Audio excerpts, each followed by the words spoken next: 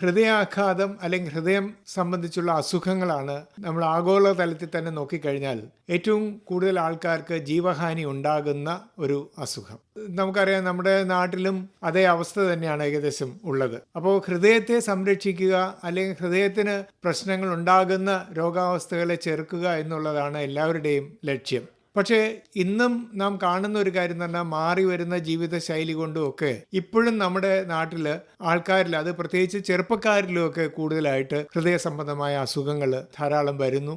അതുകൊണ്ട് തന്നെ ഇത് ചിലപ്പോൾ നല്ലൊരു പ്രായത്തിൽ ഒരു ഹൃദയാഘാതമോ അല്ലെങ്കിൽ ഹൃദയത്തിന് എന്തെങ്കിലും കാര്യമായ പ്രശ്നങ്ങളോ ഉണ്ടാവുകയാണെങ്കിൽ അത് വലിയൊരു ബുദ്ധിമുട്ട് ഒരു സാമ്പത്തികമായിട്ടും അതുപോലെ തന്നെ അല്ലാതെ ആരോഗ്യപരമായിട്ടും ഒരു കുടുംബത്തിനൊക്കെ ഉണ്ടാക്കുമ്പോൾ അതുണ്ടാക്കുന്ന ദോഷങ്ങൾ വളരെ വലുതാണ്. അപ്പം അതുകൊണ്ട് എപ്പോഴും നമ്മുടെ ആരോഗ്യരംഗത്ത് പ്രവർത്തിക്കുന്നവർ ഹൃദയാരോഗ്യ സംരക്ഷണത്തിൽ കൂടുതൽ ഊന്നൽ കൊടുക്കാൻ പറയാറുണ്ട്. ഹൃദയത്തെ സംരക്ഷിക്കാൻ നമ്മൾ ശ്രമിക്കുമ്പോൾ മറ്റു പല രോഗാവസ്ഥകളെ നമുക്ക് തടുക്കാനും അല്ലെങ്കിൽ മറ്റു രോഗാവസ്ഥകളിലേക്ക് നമ്മൾ പോകാതിരിക്കാനും ഒക്കെ നമുക്ക് സാധിക്കും. അപ്പോൾ ഇന്ന് നമുക്ക് ഹൃദയാരോഗ്യ സംരക്ഷണത്തിൽ ഹൃദയധമനികൾക്കുണ്ടാകുന്ന തടസ്സങ്ങളും അതിലുണ്ടാകുന്ന പ്രയാസങ്ങളും ഒക്കെ ആണ് കൂടുതലായിട്ട് പ്രശ്നങ്ങൾ ഉണ്ടാക്കുന്നത് എന്നാണ് മനസ്സിലാക്കുന്നത്. അപ്പോൾ അതേക്കുറിച്ചുള്ള കുറേ കാര്യങ്ങൾ പങ്കുവയ്ക്കാം. ഒപ്പം തന്നെ എങ്ങനെ നമുക്ക് ഈ രോഗാവസ്ഥ വരാതെ നോക്കാൻ നമുക്ക് സാധിക്കും. അതായത് കാർഡിയോ വാസ്കുലർ ഡിസീസും കൊറോണറി ആർട്ടറി ഡിസീസ് എന്നൊക്കെ വൈദ്യശാസ്ത്രത്തിന്റെ ഭാഷയിൽ പറയുന്ന അസുഖങ്ങൾ, അത് എന്തൊക്കെയാണ്, എങ്ങനെയൊക്കെയാണ് രൂപപ്പെടുന്നത്, എങ്ങനെ നമുക്കത് തടുക്കാം എന്നുള്ളതിനെ കുറിച്ചുള്ള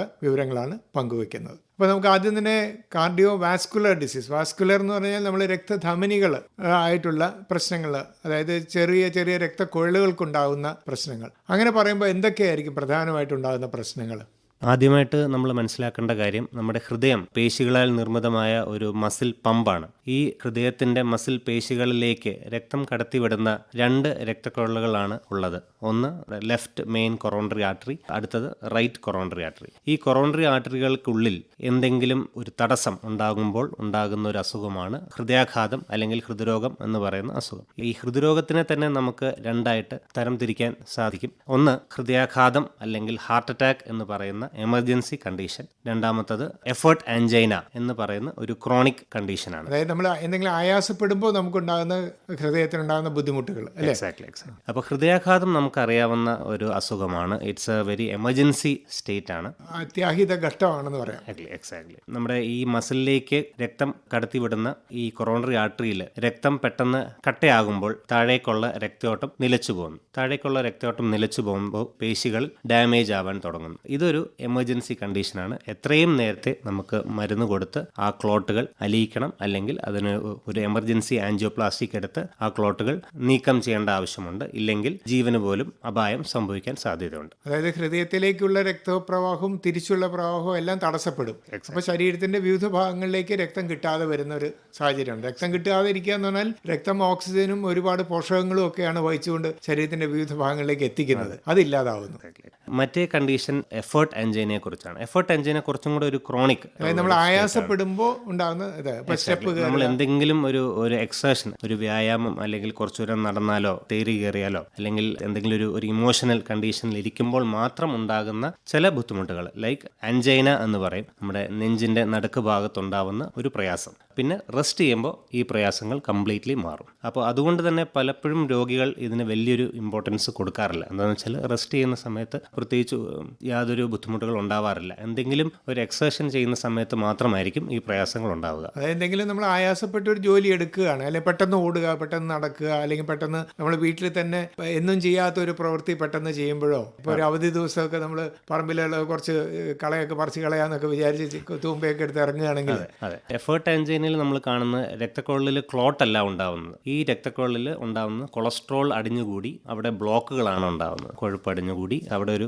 രക്തം പോകാൻ വേണ്ടിയിട്ടുള്ള ഒരു തടസ്സം. പക്ഷേ ഈ തടസ്സം 100% ഉള്ള ഒരു തടസ്സമല്ല. May be less than 100, 50 to 90% എന്തെങ്കിലും ഒരു തടസ്സം ഉണ്ടെങ്കിൽ റെസ്റ്റിംഗ് സമയത്ത് യാതൊരു പ്രയാസവും ഇല്ലാണ്ട്, എന്നാൽ നമ്മൾ എന്തെങ്കിലും ഒരു ആയാസം ചെയ്യുന്ന സമയത്ത് മാത്രം പ്രയാസങ്ങൾ ഉണ്ടാവും. അത് വേറെ രീതി പറഞ്ഞാൽ, ഇപ്പോൾ ഡോക്ടർ പറഞ്ഞ പോലെ 50 മുതൽ 90% വരെ ഈ രക്തക്കുഴൽ അടഞ്ഞു കിടക്കുകയായിരിക്കും. പക്ഷെ നമ്മൾ എന്തെങ്കിലും കഠിനമായ ജോലി ചെയ്യുമ്പോൾ കൂടുതൽ രക്തം ശരീരത്തിന് ആവശ്യമായിട്ട് വരും. അപ്പോൾ അത് ഒഴുകില്ല.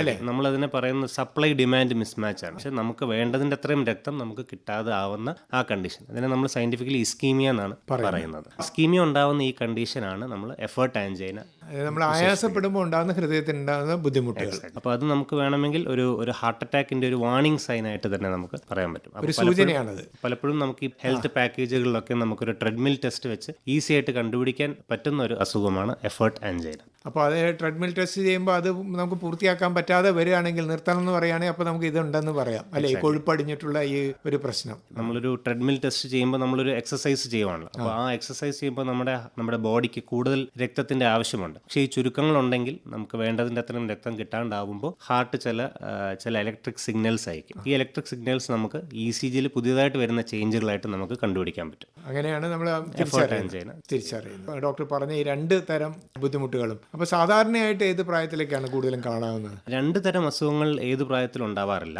സാധാരണ നമ്മൾ കാണുന്നത് ഈ ഹൃദയാഘാതം എന്നുള്ള ഹാർട്ട് അറ്റാക്ക് എമർജൻസി കണ്ടീഷൻ, അത് ഏത് പ്രായത്തിലും വരാൻ സാധ്യതയുണ്ട്. പക്ഷെ എന്നാലും നമ്മൾ കൂടുതലും കാണുന്ന പ്രായമുള്ള ആളുകളിലാണ് ഒരു ടെൻഡൻസി കൂടുതൽ. നമ്മൾ ബേസിക്കലി ഈ ഹൃദയാഘാതത്തിനും ഹൃദ്രോഗത്തിനും കുറച്ച് റിസ്ക് ഫാക്ടേഴ്സ് ഉണ്ട്, അപായ ഘടകങ്ങളുണ്ട്. അപ്പോൾ അതിനെ നമുക്ക് 2ആയിട്ട് നമുക്ക് തരംതിരിക്കാം. ഒന്ന്, മോഡിഫൈ ചെയ്യാൻ പറ്റുന്ന റിസ്ക് ഫാക്ടേഴ്സ്, മാറ്റാൻ സാധ്യതയുള്ള അല്ലെങ്കിൽ മാറ്റാൻ സാധിക്കുന്ന റിസ്ക് ഫാക്ടേഴ്സ് ഉണ്ട്. മറ്റേത് മാറ്റാൻ സാധിക്കാത്ത അപായ ഘടകങ്ങളുണ്ട്. ആദ്യം തന്നെ നോൺ മോഡിഫയബിൾ റിസ്ക് ഫാക്ടേഴ്സിൽ എന്തെല്ലാം വരും നമുക്ക് നോക്കാം. മാറ്റാൻ പറ്റാത്തത് അതിലൊന്നാണ് പ്രായം കൂടുമ്പോഴത്തേക്കും ഒരു ഹൃദയാഘാതം സംഭവിക്കാനുള്ള സാധ്യത കൂടുന്നുണ്ട്. രണ്ടാമത്തത് നമുക്കറിയാം, പുരുഷന്മാർക്ക് സ്ത്രീകൾ വെച്ച് നോക്കുമ്പോൾ നമുക്ക് കൂടുതൽ സാധ്യതയുണ്ട് ഹൃദയാഘാതം ഉണ്ടാകാൻ. എന്തെന്നാൽ സ്ത്രീകൾക്ക് ഹോർമോണൽ പ്രൊട്ടക്ഷൻ ഉണ്ട്. ഈസ്ട്രജൻ എന്ന ഹോർമോൺ കാരണം അവർക്ക് ഹാർട്ട് അറ്റാക്ക് വരാതിരിക്കാനുള്ള സാധ്യത കൂടുതലാണ്. അതൊരു ആർത്തവ വിരാമം വരെ ഉള്ളൂ എന്നും പറയാം. എക്സാക്ട്ലി. പിന്നെ മൂന്നാമത്തെ നോൺ മോഡിഫയബിൾ റിസ്ക് ഫാക്ടർ എന്ന് പറയുന്നത് ഫാമിലി റിസ്ക് ആണ്. നമുക്ക് പാരമ്പര്യമായിട്ടുള്ള അല്ലെങ്കിൽ നമ്മുടെ ഫാമിലിയിൽ മറ്റ് ഫസ്റ്റ് ഡിഗ്രി റിലേറ്റീവ്സ്, അച്ഛൻ, അമ്മ, ബ്രദേഴ്സ്, സിസ്റ്റേഴ്സിന് ആർക്കെങ്കിലും ഒരു അറ്റാക്ക് സംഭവിച്ചിട്ടുണ്ടെങ്കിൽ നമുക്ക് അതേപോലെ ഒരു അറ്റാക്ക് ഉണ്ടാവാനുള്ള സാധ്യത കൂടുതലാണ്. അപ്പോൾ ഇത് മൂന്നുമാണ് നമ്മുടെ നോൺ മോഡിഫയബിൾ റിസ്ക് ഫാക്ടേഴ്സ്. എന്നാൽ നമ്മുടെ മോഡിഫയബിൾ, നമുക്ക് മാറ്റം കൊണ്ടുവരാൻ സാധ്യതയുള്ള റിസ്ക് ഫാക്ടേഴ്സ് എന്തെല്ലാം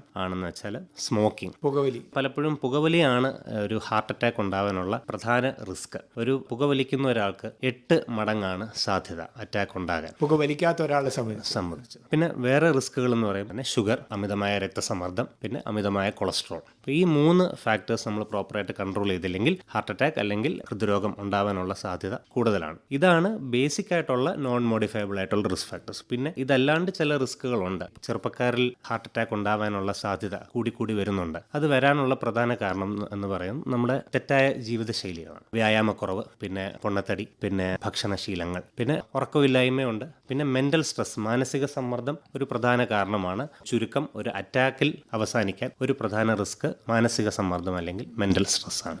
നമ്മുടെ നിത്യജീവിതത്തിൽ ഇന്ന് കാണുന്ന കുറെ കാര്യങ്ങൾ നമുക്ക് മാറ്റാൻ പറ്റുന്ന കാര്യങ്ങളാണ്. ഇപ്പോൾ ഡോക്ടർ പറഞ്ഞ പോലെ വ്യായാമക്കുറവൊക്കെ ആണെങ്കിൽ നമ്മൾ വ്യായാമം ചെയ്താൽ മതി. ഭക്ഷണ കാര്യങ്ങൾ നമ്മൾ എന്ത് കഴിക്കണം എന്നുള്ളതിനെ കുറിച്ചുള്ള ചിന്ത, അതായത് കൊഴുപ്പടങ്ങിയതും അല്ലെങ്കിൽ എണ്ണയും മറ്റേ വറുത്തതും പൊരിച്ചതുമായിട്ടുള്ള ഭക്ഷണമൊക്കെ കൂടുതൽ കഴിക്കുമ്പോൾ അത്രയും കൂടുതൽ നമുക്ക് ദോഷം ഉണ്ടാകാനുള്ള സാധ്യതയാണ് കാണുന്നത്. പിന്നെ പാരമ്പര്യമായിട്ടുള്ള ഘടകങ്ങൾ നമുക്ക് ചിലപ്പോൾ മാറ്റാൻ പറ്റില്ല. മുൻ തലമുറയ്ക്കൊക്കെ അങ്ങനെ ഉണ്ടെങ്കിൽ, ഹൃദയാഘാതമൊക്കെ വളരെ നേരത്തെ വന്നിട്ടുണ്ടെങ്കിൽ, എന്നാലും നമുക്ക് അതിന്റെ റിസ്ക് നമുക്ക് കുറയ്ക്കാൻ സാധിക്കും. ലൈഫ് സ്റ്റൈൽ മാനേജ്മെന്റ് വെച്ച്, ജീവിതശൈലിയിൽ വരുത്തുന്ന മാറ്റങ്ങൾ കൊണ്ട് നമുക്ക് അത് വരാതെ നോക്കാൻ പറ്റും, അല്ലെങ്കിൽ വൈകിപ്പിക്കാൻ പറ്റും എന്നുള്ളതാണ്. അപ്പോൾ ഡോക്ടർ, നമ്മൾ ഈ സാധാരണ ഹൃദയ സംബന്ധമായ പ്രശ്നങ്ങൾ ഉണ്ടാകുമ്പോൾ ആൾക്കാർ എന്തൊക്കെയാണ് അനുഭവിക്കുന്നത്? ഇപ്പോൾ പലരും പല ലക്ഷണങ്ങൾ പറയും. ഈ ലക്ഷണങ്ങൾ വെച്ചിട്ടാണ് നമ്മൾ പലരും തിരിച്ചറിയുന്നത്. ഇപ്പോൾ ഡോക്ടർ പറഞ്ഞു, ഇപ്പോൾ എഫേർട്ട് ആൻജൈന എന്ന് പറയുന്നത്, അതായത് നമ്മൾ എന്തെങ്കിലും കഠിനമായ ജോലിയൊക്കെ ചെയ്യുമ്പോൾ നമുക്കുണ്ടാകുന്ന നെഞ്ചുവേദന, അത് ഹൃദയത്തിന്റെ നടുവിലായിട്ട് ഏകദേശം ഉണ്ടാകുന്നു എന്ന് പറഞ്ഞു. അപ്പോഴാണ് നമ്മൾ ഇത് പ്രധാനമായിട്ട് നമ്മൾ ഒരു ബുദ്ധിമുട്ടുണ്ട്, ഒരു ഡോക്ടറെ പോയി കാണണം എന്നുള്ളത്. അത് നമ്മൾ റെസ്റ്റ് എടുത്തു കഴിഞ്ഞാൽ അത് മാറുകയും ചെയ്യും തൽക്കാലം. അപ്പോൾ നമ്മൾ വിചാരിക്കും പ്രശ്നമൊന്നുമില്ല എന്നാണ് വിചാരിക്കുന്നത്. പക്ഷേ ഇങ്ങനെയുള്ള അസുഖങ്ങൾ, ഇപ്പോൾ രക്തക്കൊഴൽ അടഞ്ഞ കിടപ്പുണ്ട്, അല്ലെങ്കിൽ രക്തക്കൊഴൽ കൊഴുപ്പടിഞ്ഞിട്ടുണ്ട്, ഇങ്ങനെയുള്ള കുറേ കാര്യങ്ങളുണ്ടല്ലോ, ഈ തടസ്സങ്ങളുണ്ട് എന്നുള്ളത്, അത് നമുക്ക് എങ്ങനെയാണ് തിരിച്ചറിയാൻ പറ്റുന്നത്? ഒരു ഹൃദയാഘാതം ഉണ്ടാകുമ്പോൾ എന്തെല്ലാം ലക്ഷണങ്ങളാണ് ഒരാൾക്കുണ്ടാകുന്നത്? നമ്മൾ പലപ്പോഴും സിനിമയിൽ കാണുന്നത്, പെട്ടെന്നൊരു അറ്റാക്ക് സംഭവിക്കുമ്പോൾ ഇടത്തെ സൈഡിൽ വരുന്ന ഒരു ഭയങ്കര സിവിയർ ആയിട്ടുള്ള ഒരു നെഞ്ചുവേദന വന്ന് ആളുടനെ കൊഴിഞ്ഞു വീണ് മരിക്കുന്നു. പക്ഷെ പലപ്പോഴും നമ്മൾ കാണുന്നത് രോഗികൾക്ക് ഇങ്ങനെ ഒരു നെഞ്ചുവേദന ഉണ്ടാകാറില്ല. അതുമാത്രമല്ല, ലെഫ്റ്റ് സൈഡിലുള്ള പെയിൻ പൊതുവെ റയറാണ്. ഒരു ഹാർട്ട് അറ്റാക്ക് അല്ലെങ്കിൽ ഒരു ഹൃദയാഘാതം ഉണ്ടാകുമ്പോൾ നെഞ്ചിന്റെ നടുക്ക് ഭാഗത്ത് വരുന്ന ഒരു ഭാരം അല്ലെങ്കിൽ എന്തോ ഒരു പ്രയാസം, അതാണ് അവർ സാധാരണ പറയുന്നത്. അല്ല, വലിയൊരു വേദന സാധാരണ ഉണ്ടാവാറില്ല. പലപ്പോഴും രോഗികൾ നമ്മുടെ അടുത്തേക്ക് നേരത്തെ വരാത്തത് വലിയൊരു വേദന വേദന ഇല്ലായിരുന്നു, അതുകൊണ്ടാണ് ഞങ്ങൾ നോക്കി വെയിറ്റ് ചെയ്തു എന്നൊക്കെ തോന്നാറുണ്ട് അവർക്ക്. പിന്നെ പലപ്പോഴും ഇതിങ്ങനെ നടുക്ക് വരുന്നതുകൊണ്ട് അവർക്കൊരു ഗ്യാസ് ആയിട്ട് ചിലപ്പോൾ അവർക്ക് പൊളിച്ചു തേട്ടൽ പോലെ വരും. അതുകൊണ്ട് തന്നെ ഗ്യാസ്ട്രൈറ്റിസിന്റെ ട്രീറ്റ്മെന്റ് ആയിരിക്കും ആദ്യം അവർ ചെയ്യുന്നത്. അങ്ങനെയും കുറച്ച് സമയം വൈകി പോകാറുണ്ട്. ഗ്യാസിന്റെ മരുന്നൊക്കെ എടുത്ത് കഴിക്കും. അതെ. പിന്നെ ഈ നെഞ്ചിലെ ഭാരം എപ്പോഴും ഉണ്ടാവണമെന്നില്ല. സൈലന്റ് അറ്റാക്ക് എന്നുള്ള ഒരു കണ്ടീഷൻ ഉണ്ട്. എസ്പെഷ്യലി അൺകൺട്രോൾഡ് ആയിട്ടുള്ള പ്രമേഹ രോഗികൾക്ക് അല്ലെങ്കിൽ സിഗരറ്റ് വലിക്കുന്നവർക്കും ഇങ്ങനെ സൈലന്റ് ആയിട്ടുള്ള അറ്റാക്ക് വരാറുണ്ട്. അപ്പം എന്തായാലും നമുക്ക് എന്തെങ്കിലും ഒരു പ്രയാസം, എസ്പെഷ്യലി നമ്മുടെ ചെസ്റ്റിന്റെ നടുക്ക് ഭാഗത്ത് നമുക്ക് എന്തെങ്കിലും ഒരു വേഗമായിട്ട് എങ്കിലും നമുക്കൊരു പ്രയാസം തോന്നുവാണെങ്കിൽ എപ്പോഴും നമ്മൾ ഒരു കാർഡിയാക് സൈൻ ആവാൻ സാധ്യതയുണ്ടെന്ന് കരുതി ഹോസ്പിറ്റലിൽ കൊണ്ടുവരേണ്ട കാര്യം ഉണ്ട്. ഒരു ഡോക്ടറെ കാണിക്കണം. നെഞ്ചുവേദന കൂടാതെ നമുക്ക് അതിന്റെ കുറച്ച് അസോസിയേറ്റഡ് സിംറ്റംസ് അനുബന്ധമായിട്ടുള്ള ഉണ്ടാവാറുണ്ട്. അമിതമായ നെഞ്ചെടുപ്പ്, അല്ലെങ്കിൽ ഭയങ്കരമായിട്ട് വേർത്ത്, അല്ലെങ്കിൽ വല്ലാത്ത ക്ഷീണം, ഇതൊക്കെയാണ് അതിന്റെ അനുബന്ധമായിട്ടുള്ള ശ്വാസം മുട്ടലിന്റെ കാര്യം. ശ്വാസം മുട്ടലും വരാൻ സാധ്യതയുണ്ട്. പിന്നെ ഈ നെഞ്ചിലെ ഭാരം ചിലപ്പോൾ കൈയിലേക്ക് അല്ലെങ്കിൽ കഴുത്തിലേക്ക് അല്ലെങ്കിൽ താടിയെല്ലിലേക്കൊക്കെ റേഡിയേറ്റ് ചെയ്യുന്ന ഒരു സ്പെസിഫിക് സൈനാണ്. ഷോൾഡർ, താടിയെല്ല് ഭയങ്കര ഒരു സ്പെസിഫിക് ആയിട്ടുള്ള ഒരു റേഡിയേഷൻ ആണ്. അങ്ങനെ എന്തെങ്കിലും ഒരു റേഡിയേഷൻ ഇതിനുണ്ടെങ്കിൽ അതിനൊരു എക്സ്ട്രാ നമ്മൾ കൊടുക്കും. താടിയെല്ലിന് വേദന, അല്ലെങ്കിൽ ഷോൾഡർ ഇടത്തെ കൈയിലേക്ക്, ഇടത്തെ കൈ വലത്തെ കൈയിലേക്ക് വളരാം. പിന്നെ അമിതമായ ക്ഷീണം അകാരണമായിട്ട് തോന്നുന്നത് വലിയൊരു ലക്ഷണമാണ്. പലരും അത് അവഗണിക്കാറുണ്ട്. അതെ. വേറൊന്ന് നമ്മുടെ നാട്ടിൽ പറ്റുന്ന വെച്ചാല് രാത്രിയാണ് വേദന തോന്നുന്നതെങ്കിൽ അത് രാവിലെ ആവട്ടെ മാറും എന്ന് വിചാരിക്കുന്നവരും ഉണ്ട്. അല്ലെ, അങ്ങനെ ഒരു തെറ്റിദ്ധാരണയുണ്ട്. ശരിക്കും. എന്നാൽ രാത്രി ഒരാൾക്ക് നെഞ്ചുവേദന വന്നു, ഉറക്കത്തിൽ നിന്ന് എണീറ്റു, ഇത് കൂടുതലും സാധ്യതയുണ്ട് ഹൃദയാഘാതം അല്ലെങ്കിൽ ഹാർട്ട് അറ്റാക്ക് ആവാൻ. അപ്പൊ അതാണ് കൂടുതൽ അപകടകരമായതും. നമ്മൾ വൈകിപ്പിക്കാൻ പാടില്ല. ഇതിൽ നമ്മൾ വേറെ ശ്രദ്ധിക്കേണ്ട ഒരു കാര്യം എന്ന് പറയുമ്പോൾ, ഹാർട്ട് അറ്റാക്ക് അല്ലെങ്കിൽ ഹൃദയാഘാതത്തിന് ഒരു ഗോൾഡൻ അവർ എന്നൊരു കൺസെപ്റ്റ് ഉണ്ട്. ഗോൾഡൻ അവർ എന്ന് പറയുമ്പോൾ സുവർണ്ണ നിമിഷങ്ങൾ എന്ന് പറയാൻ വേണമെങ്കിൽ, അറ്റാക്ക് അല്ലെങ്കിൽ നെഞ്ചുവേദന തുടങ്ങിയിട്ട് 1.5 മണിക്കൂർ അല്ലെങ്കിൽ 1 മണിക്കൂറിനുള്ളിൽ നമുക്ക് എമർജൻസി ആൻജിയോപ്ലാസ്റ്റി അല്ലെങ്കിൽ മരുന്ന് വെച്ച് നമുക്ക് ആ ക്ലോട്ടുകൾ അലിയിക്കാൻ പറ്റിയ ഓൾമോസ്റ്റ് കംപ്ലീറ്റ്ലി ഡാമേജ് നമുക്ക് പ്രിവെന്റ് ചെയ്യാൻ പറ്റും. നമുക്ക് അവോയ്ഡ് ചെയ്യാൻ സാധിക്കും. ടൈം കഴിഞ്ഞ് വരുമ്പോഴത്തേക്കും നമുക്ക് ആ മസിലിന്റെ കുറച്ച് ഡാമേജ് ഓൾറെഡി സംഭവിച്ചിട്ടുണ്ടാവും. നമ്മളൊരു ആൻജിയോപ്ലാസ്റ്റി അല്ലെങ്കിൽ മരുന്ന് സക്സസ്ഫുള്ളി കൊടുത്താൽ പോലും കുറച്ച് ഡാമേജ് പെർമനന്റ് ആയിട്ട് ഉണ്ടാകും. ഡോക്ടർ, എപ്പോഴും നമ്മൾ രോഗം വരാതെ നോക്കുന്നതാണ് നല്ലതെന്ന്. പക്ഷേ അതോടൊപ്പം തന്നെ പറയുന്ന ഒരു കാര്യമാണ് രോഗമുണ്ടോ എന്നുള്ളത് നമ്മൾ പരിശോധിക്കുക എന്ന് പറയുന്നത്. ഇന്നത്തെ കാലത്ത് നമുക്ക് രോഗമുണ്ടോ എന്നറിയുന്ന പരിശോധന, അത് സ്ക്രീനിങ് എന്ന് നമ്മൾ പറയുന്നത്, ആ പരിശോധനയാണ് കൂടുതൽ ഫലവത്താവുക എന്നുള്ളതാണ്. അതായത് പലപ്പോഴും നമ്മുടെ വീട്ടിൽ ആർക്കെങ്കിലും ഹൃദയാഘാതം വന്നിട്ടുണ്ടാകാം, ചിലപ്പോൾ ഇല്ലായിരിക്കാം. പക്ഷേ നമ്മുടെ മാറി വന്ന ജീവിതശൈലിയിൽ ഒരുപാട് രോഗസാധ്യതകൾ നമ്മുടെ മുന്നിൽ എപ്പോഴും ഉണ്ട്. ആർക്ക് രോഗം വരും എന്ന് ചോദിച്ചു കഴിഞ്ഞാൽ നമുക്ക് പെട്ടെന്ന് എടുത്ത് പറയാനും പറ്റില്ല. അതുകൊണ്ട് ഈ രോഗം ഉണ്ടോ എന്ന് തിരിച്ചറിയുന്നതിന് നമ്മൾ എപ്പോഴാണ് പരിശോധന നടത്തേണ്ടത്? എന്തൊക്കെ പരിശോധനകൾ നമ്മൾ ചെയ്യണം? നമ്മളെപ്പോഴും ഒരു ടീച്ചിങ് പോയിന്റ് പറയാറുണ്ട്, catch the disease before the disease catch U. അപ്പോൾ അതായത് രോഗം നിങ്ങളെ പിടികൂടുന്നതിന് മുമ്പേ തന്നെ നിങ്ങൾ രോഗത്തെ ഉണ്ടോ എന്ന് മനസ്സിലാക്കുക. അതെ. എന്നിട്ട് അതിനെ ട്രീറ്റ് ചെയ്യുക. ഒരു കാർഡിയാക് അല്ലെങ്കിൽ ഒരു ഹാർട്ടിൻ്റെതായിട്ടുള്ള എന്തെങ്കിലും അസുഖമുണ്ടോ ഇല്ലയോ എന്നറിയാൻ വേണ്ടിയിട്ടുള്ള ചെക്കപ്പുകൾ സാധാരണ 30 വയസ്സിൽ തന്നെ തുടങ്ങേണ്ടതാണ്. അപ്പോൾ അതിൻ്റെ ഒരു കാലാവധി എങ്ങനെയാണെന്ന് വെച്ചാൽ 30 മുതൽ 40 വയസ്സിനുള്ളിൽ ഒരു ചെക്കപ്പ് എങ്കിലും നമ്മൾ ചെയ്യേണ്ടതാണ്. 40 വയസ്സ് കഴിഞ്ഞാൽ 40 മുതൽ 50 എല്ലാ 5 വർഷം വെച്ച് നമ്മൾ ചെക്ക് ചെയ്യേണ്ടതാണ്. 50 വയസ്സ് കഴിഞ്ഞാൽ പിന്നെ 3 to 5 ഇയേഴ്സ്, 60 കഴിഞ്ഞാൽ എല്ലാ 1 അല്ലെങ്കിൽ 2 കൊല്ലത്തിനുള്ളിൽ നമ്മൾ പാക്കേജുകൾ അല്ലെങ്കിൽ ചെക്കപ്പുകൾ റിപ്പീറ്റ് ചെയ്യണം. ബിക്കോസ് പ്രായം കൂടുമ്പോഴത്തേക്കും ഹാർട്ടിൻ്റെ അസുഖം വരാനുള്ള സാധ്യത കൂടുതലാണ്. അത് പ്രായം കൂടുന്നതോടെ നമ്മുടെ മസിലുകൾക്കൊക്കെ ക്ഷീണം സംഭവിക്കാനുള്ള സാധ്യത കൂടുതലാണ്. അപ്പോൾ എന്തെല്ലാം ടെസ്റ്റുകളാണ് നമ്മൾ ചെയ്യേണ്ടത്? ഒന്നാമത് നമ്മൾ നമ്മുടെ മോഡിഫയബിൾ ആയിട്ടുള്ള റിസ്ക് ഫാക്ടേഴ്സ്, ഞാൻ പറഞ്ഞു ഷുഗർ മാറ്റാൻ പറ്റില്ല, കൊളസ്ട്രോൾ, BP, ഇതെല്ലാം നമ്മൾ ഇടയ്ക്കിടയ്ക്ക് ചെക്ക് ചെയ്തുകൊണ്ടിരിക്കും. ഇപ്പോൾ കൊളസ്ട്രോൾ ആണെങ്കിൽ തന്നെ ടോട്ടൽ കൊളസ്ട്രോൾ 200 താഴെ കൊണ്ടെത്തിക്കാനാണ് നമ്മൾ ശ്രമിക്കേണ്ടത്. അതേപോലെ തന്നെ ചീത്ത കൊളസ്ട്രോൾ, LDL കൊളസ്ട്രോൾ എന്ന് പറയുന്നത് 100 അല്ലെങ്കിൽ 100 താഴെ വേണം നമ്മുടെ ടാർഗറ്റ് വെക്കാൻ. പക്ഷേ ഈ 100 എല്ലാവർക്കും സെയിം ടാർഗറ്റ് അല്ല. എന്ന് വെച്ചാൽ ഹൈ റിസ്ക് ആയിട്ടുള്ള, ഇപ്പോൾ ഒരു ഹൃദയാഘാതം അല്ലെങ്കിൽ ഹൃദ്രോഗം വരാൻ ഹൈ റിസ്ക് ആയിട്ടുള്ള ആളുകളുണ്ട്. അൺകൺട്രോൾഡ് ആയിട്ടുള്ള പ്രമേഹ രോഗികൾക്ക്, അല്ലെങ്കിൽ സ്മോക്കേഴ്സ്, അല്ലെങ്കിൽ ക്രോണിക് കിഡ്നി ഡിസീസ് ഉള്ള വൃക്കരോഗികൾ, ഇവർക്കെല്ലാവർക്കും നമ്മൾ LDL കൊളസ്ട്രോൾ 70 താഴെ വേണം കൊണ്ടെത്തിക്കാൻ. പിന്നെ ഹൃദയത്തിൻ്റെ അസുഖം നേരത്തെ ഉള്ള ആളുകൾക്ക് 70 താഴെയാണ് നമ്മുടെ LDLന്റെ ടാർഗറ്റ് ഉള്ളത്. അതാണ് കൊളസ്ട്രോളിൻ്റെതായിട്ടുള്ള ഗോളുകൾ. അത് കഴിഞ്ഞാൽ പിന്നെ ഷുഗർ, പ്രമേഹം ഉണ്ടോ ഇല്ലയോ എന്ന് നമ്മൾ ഇടയ്ക്കിടയ്ക്ക് ഈ ചെക്കപ്പിന് പോകുമ്പോൾ നമ്മൾ ടെസ്റ്റ് ചെയ്യേണ്ട ആവശ്യം. ഫാസ്റ്റിംഗ് ഷുഗർ 100 താഴെ വെക്കാം. പിന്നെ HbA1c എന്നുള്ള ടെസ്റ്റ് ഉണ്ട്. 3 മാസത്തിന്റെ ആവറേജ് ഷുഗർ എത്രത്തോളം ഉണ്ടെന്ന് അറിയാൻ വേണ്ടിയിട്ടുള്ള ടെസ്റ്റാണ് ഇത്. ഏകദേശം 7 താഴെ ഷുഗർ ഉള്ള ആളുകൾക്ക്, ഡയബറ്റിസ് ഉള്ള ആളുകൾക്ക് 7 താഴെ കൊണ്ടെത്തിക്കാനാണ് നമ്മൾ ട്രൈ ചെയ്യേണ്ടത്. ഷുഗർ ഇല്ലാത്ത ആളുകൾക്ക് 6 താഴെ ആയിരിക്കും ലെവൽ. പിന്നെ സ്മോക്കിംഗ് ഉണ്ടെങ്കിൽ സ്മോക്കിംഗ് പൂർണ്ണമായിട്ട് നമ്മൾ നിർത്തണം. വേറെ ടെസ്റ്റുകൾ ചെയ്യേണ്ടതാണ്. ഇപ്പോൾ കാർഡിയാക് ആയിട്ടുള്ള ആദ്യത്തെ ടെസ്റ്റാണ് നമ്മുടെ ബേസിക് ഇലക്ട്രോ കാർഡിയോഗ്രാം എന്ന് പറയുന്നത് ECG ടെസ്റ്റ്. എന്നാൽ ഈ എഫേർട്ട് ആൻജൈനയിൽ പലപ്പോഴും ECG നോർമൽ ആയിരിക്കും. അതായത് എന്തൊക്കെ ജോലി ചെയ്യുമ്പോൾ ഉണ്ടാകുന്ന പ്രയാസം എന്ന് പറയുന്നത്. അപ്പോൾ നമ്മളൊരു റെസ്റ്റിംഗ് സ്റ്റേറ്റിലാണല്ലോ ECG എടുക്കുന്നത്. അതുകൊണ്ട് തന്നെ ഈ എഫേർട്ട് ആൻജൈന ഉള്ള ആൾക്ക് റെസ്റ്റിംഗ് സ്റ്റേറ്റിലെ ECG നോർമൽ ആയിരിക്കും. എന്നാൽ ഹൃദയാഘാതത്തിൽ ഒരു ഹാർട്ട് അറ്റാക്ക് ഉണ്ടാകുമ്പോഴത്തേക്ക് ECGക്ക് ഇമ്പോർട്ടൻസ് കൂടുതലാണ്. ECGയിൽ പലപ്പോഴും നമുക്കൊരു മേജർ അറ്റാക്ക്, ഏറ്റവും പ്രധാന രക്തക്കുഴലിൽ എന്തെങ്കിലും അടവുണ്ടോ, 100% അടവുണ്ടോ ഇല്ലയോ എന്ന് നമുക്ക് കണ്ടുപിടിക്കാൻ സാധ്യം ആവാറുണ്ട്.